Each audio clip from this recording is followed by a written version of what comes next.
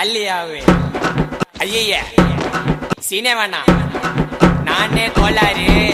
ஐயோ பள்ளி சாமா ரேம்பு சாமா விதவிதமா பொருளி தொண்டையில தான் குத்துனாக்கா வராதுடா குரலி. டேய் கோயந்த அப்படியே வெட்டுறா.